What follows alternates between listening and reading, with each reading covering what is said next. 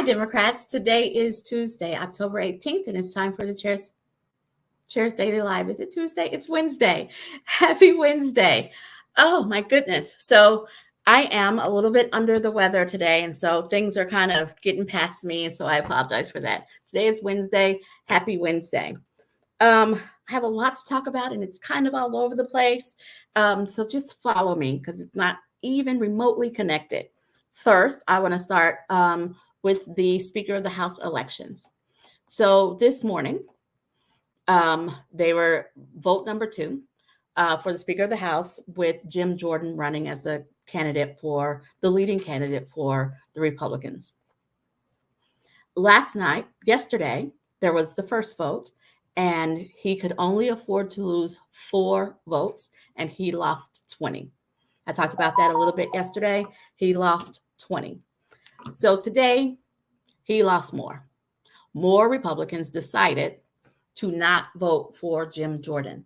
They knew, because they were there and they voted yesterday, they knew how many votes he was allowed to lose. And they were supposed to vote last night at 6 o'clock, but Jim Jordan postponed that vote because he was still working within his caucus, trying to drum up enough votes. Here's the thing about that. You're not supposed to bring a vote to the floor unless you've counted your votes. But it came to the floor today. And then they said, let's reach out to a reasonable Republican that people will listen to because they have power and they've been here for a while and they're reasonable. And maybe a voice of reason can talk Republicans into aligning. And so they asked Oklahoma Congressman Tom Cole from Congressional District 4. He gave the nominating speech for Jim Jordan. Yes, I'm mad and I'm disgusted. But here's the thing. When I talk to my neighbors in Oklahoma who live in Congressional District 4, so many of them tell me, oh, Tom Cole is so nice. It's okay that we're represented by him because he's nice. Nice doesn't matter if he votes against your interest.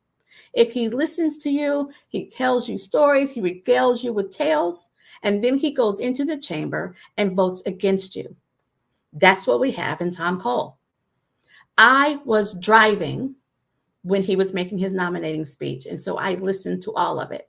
I got to my destination and I sat in my car so I could hear the entire speech. Some excerpts of that speech that I wanted to highlight for you guys today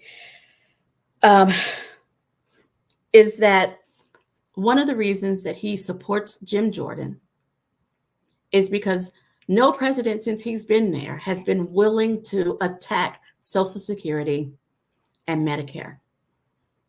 But he knows that Jim Jordan has just the right enough guts and the right enough grit that he will challenge Social Security and Medicare.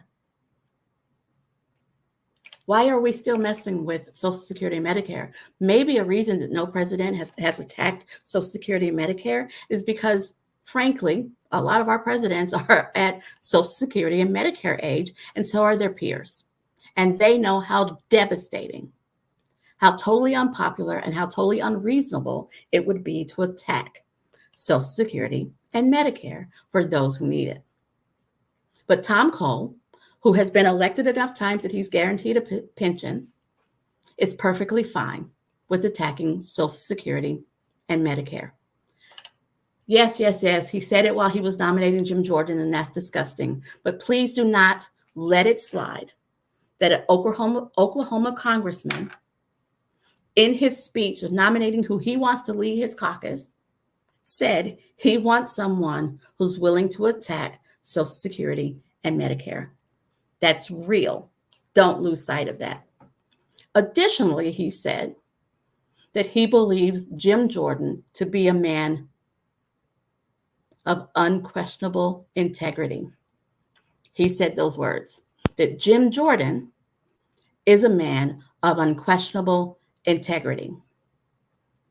So let's forget about all the accusations of him allowing sexual assault to go on, even though he knew about it. People told him about it and he did nothing. Let's forget that part. Let's just talk about recent things. Let's talk about his involvement in the January 6th insurrection. Let's talk about he attacks women who ever try to stand up to him in any hearings.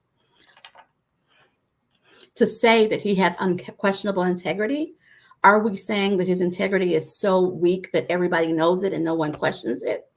I'll buy that. But that he has unquestionable integrity and he should be the leader of the House?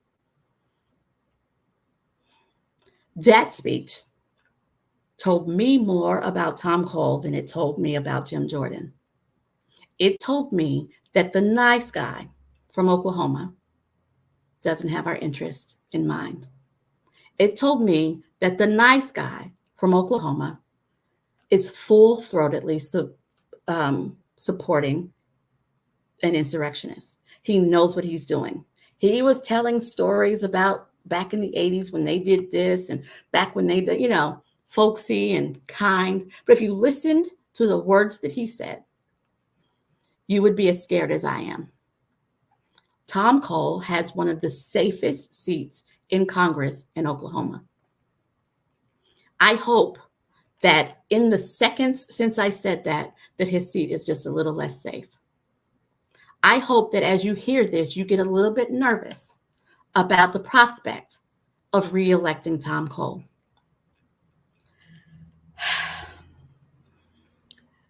Let me move on and continue talking about the speaker's race. All of the Republicans have rushed to every camera, every microphone they could find. Now, understand that they needed to get to 217 and they got to 195, 6, 7, somewhere in that neighborhood, which means that 24 plus decided not to vote for Jim Jordan. They know the math better than I know the math because they sit there and they were sitting in the chamber when they did a quorum call. They knew that after the third person who did not vote for Jim Jordan, after the third Republican who did not vote for Jim Jordan, that Jim Jordan was going to win. And because there were more than 3 Republicans who didn't vote for Jim Jordan, they are responsible for Jim Jordan not winning. Yet, they've all run to the cameras and run to the microphone, and they're blaming Democrats because Democrats are united behind their leader. They're united as a caucus. They all got together and decided that they were going to vote together. Sure, some Democrats could defect and go over there and vote for Jim so that this could be over with. But real integrity is doing what you say you're going to do. And apparently they've told their caucus leader that they were going to vote with their caucus. I can't speak for what's happening with those other folks. But they're running around saying that the Democrats could hurry up and fix this. Why should they? Why should the Democrats get behind an insurrectionist? I haven't heard one reasonable suggestion of why Democrats should get behind an insurrectionist. Why should Democrats settle for a guy who's going to yell at people, be unreasonable, tweet lies, and help to overthrow our country? Makes no sense to me, but that's what they're proposing. There's a lot that we can learn from watching national news. I really like to only talk about local stuff because we have enough going on here. But in this case, Oklahoma is playing a role, right? The first part of the month, Congressman Kevin Hern was talking about entering in that race. Tom Cole said, I just need everybody to settle down and I'm just going to stay out of it and let the chips fall where they may. But then today he was giving a nominating speech, rife with untruths. Oklahoma is playing a role. Oklahoma is playing a role in the chaos that is happening in DC. And while that chaos is happening, we still can't vote for aid. We still can't confirm military leadership.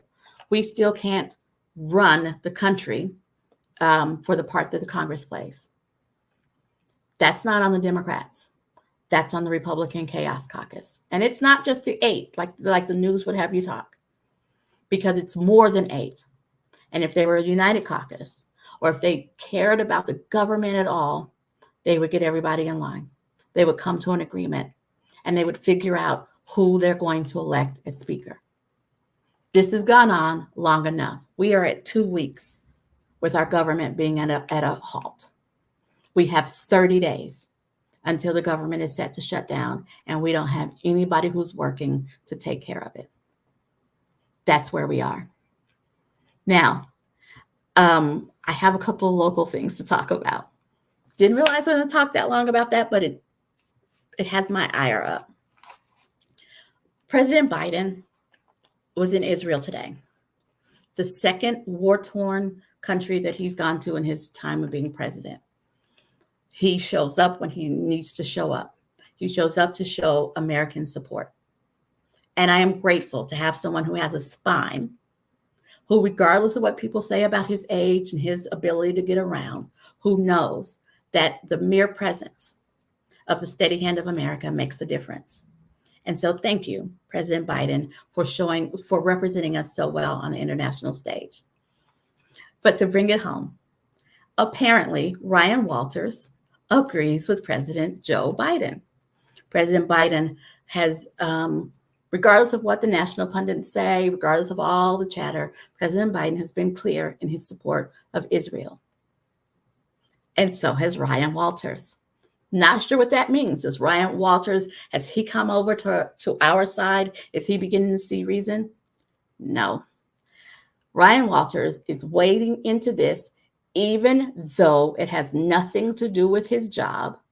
He has waded into this because he sees an opportunity for relevancy. Talk about a topic that everybody else is talking about, and maybe your tweet will show up. And so he issued a statement talking about how anti-Israeli sentiment is running rampant on college campuses and blah, blah, blah.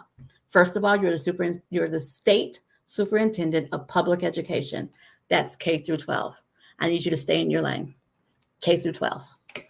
And secondly, you're the Oklahoma State Superintendent of Public Instruction.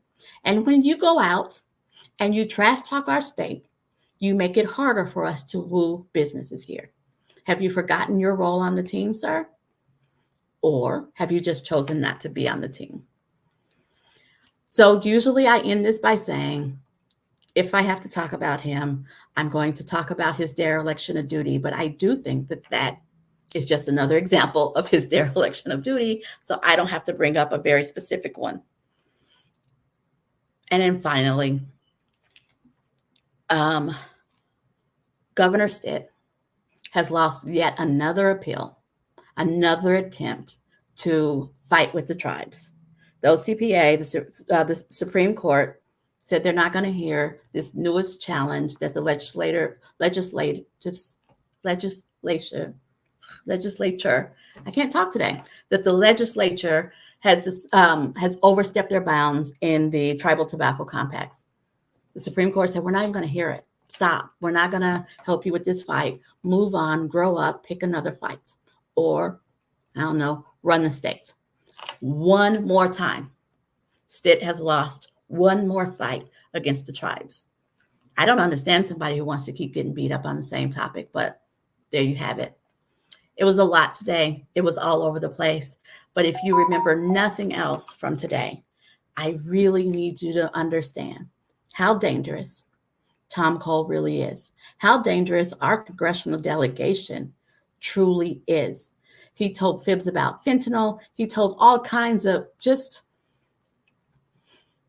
the speech was filled with Republican talking points that were not based in reality at all. And he has the safest seat. Help me find someone, or help me support someone who will give this man a run for his money.